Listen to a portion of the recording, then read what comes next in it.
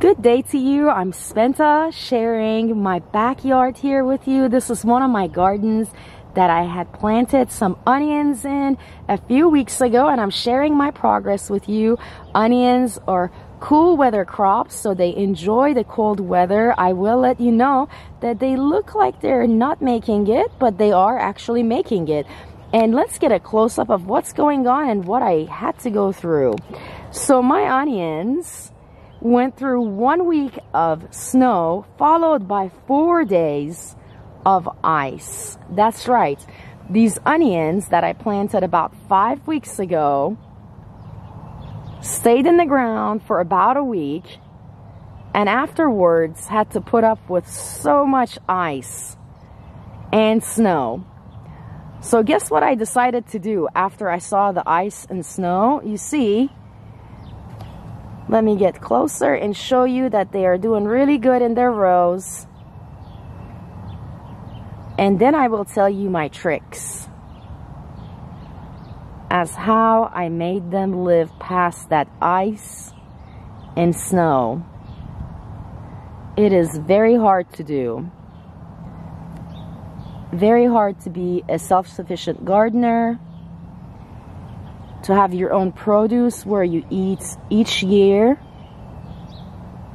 And as I mentioned, I'm expecting about 100 onions, approximately about 100 onions this upcoming spring.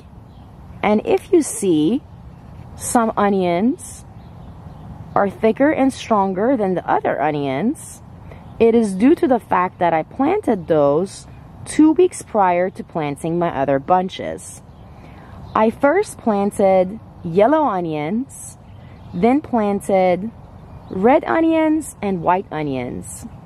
Each bunch was only $2.54, so I know I'm saving a lot of money by planting in my own gardens, and I can eat fresh.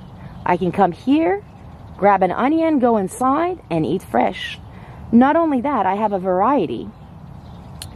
If we look back here, further back on the other side of my onions, you will see that my ground is getting ready, and I've already prepared it actually. That section of my ground has been prepared for this month, and I'm going to plant some turnips, beets, and radishes on the other section. Those are also really good cool climate crops. Cool climate crops are actually plants that tend to do really good in weather that's cold, due to the fact that they don't really need pollinators. It's kind of interesting. They don't really need pollinators to grow well. Not that pollinators wouldn't help.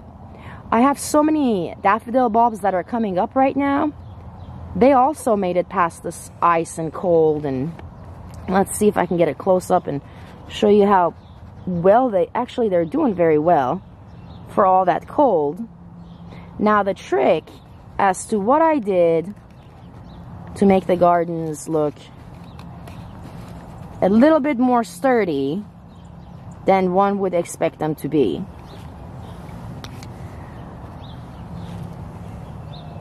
Let's see, let me stand back here and explain what happened.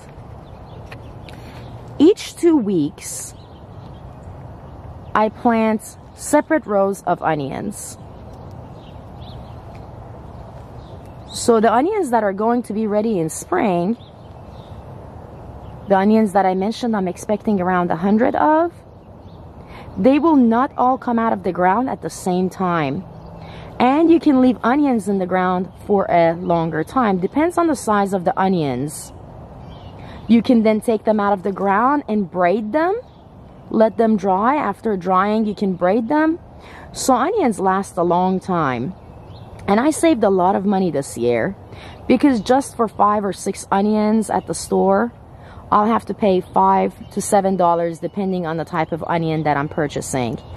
So it feels like you're paying $1 per onion, whereas when you plant it, you don't do the same. However, you're still spending money on food because you have to feed your plants, and you're still spending money on water.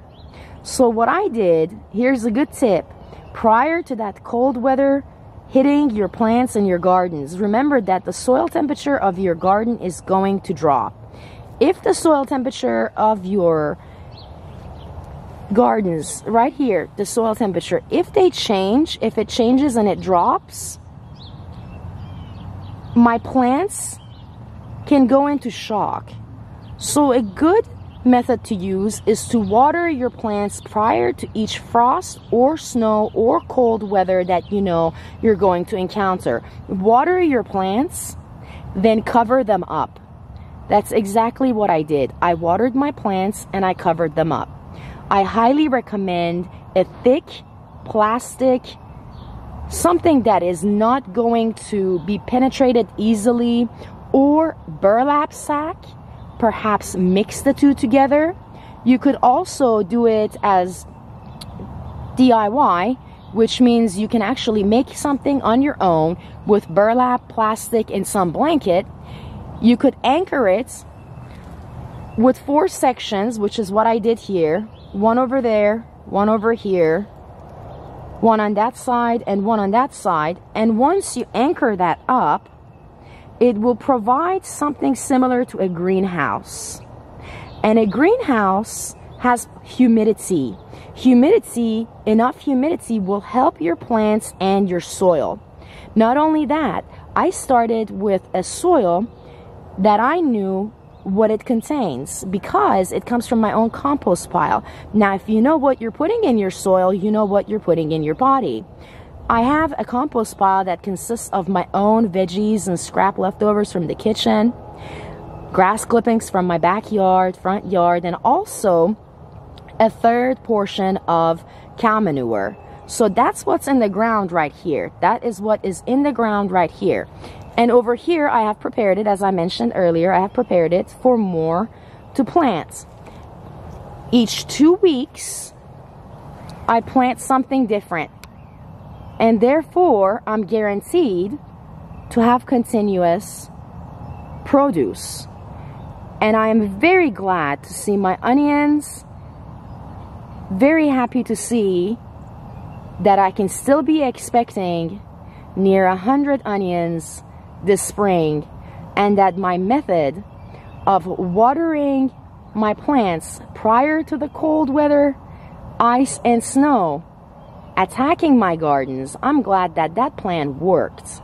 Not only that, I had a greenhouse, and I still have a few. That's where I learned that humidity will help your plants. So it will keep the weather, the same type of weather, all in here, in this small, particular space. And all I did was use 4 sticks, plastic, burlap, and blankets. Made my own greenhouse, and now my onions are making it. I'm Spenta, and I'm happy to be sharing this with you, for they are alive after all that ice and snow. If you have any gardening questions, please feel free to ask. I wish you a wonderful day, and thank you for watching my share. Until next time.